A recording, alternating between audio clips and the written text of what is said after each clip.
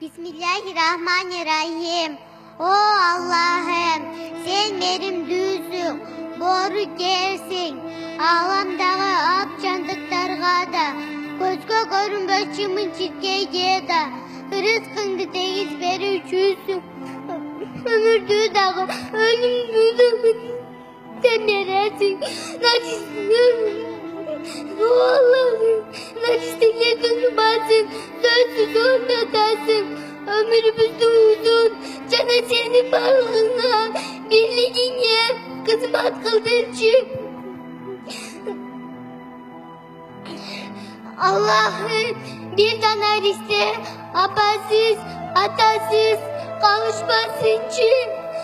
Yerim kucağında cumhursun için, uruşmasın için, acıraşmasın için.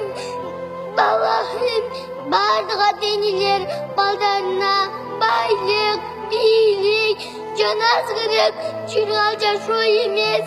Peygamber'imin vasiyetlerin hüratücüm. O Allah'ım, bir taner ise atasın kutup, apasın kutup, donsol bozuncu. Bir dağa dene, karlar yüğünde, karonsuz kalmasın için. Liberelerin çıtap, baldarının döndü, bozuncu. O Allah'ım, elbistin berece cömertliğimin, karlar yüğü, cedim deriyü, cabılsın için. O Allah, bizim Kırgızistan dünyanın suktandırgan memleket bolsuncu. Dünyada tinçlik ornatıga Kırgızistan sebepkar bolsuncu. Allah'ım, amin.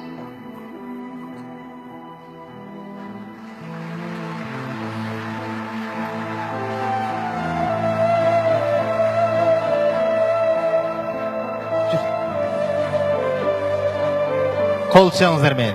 Ümit Akçola Balдар Bakçası'nın Anar filialının okuçuları.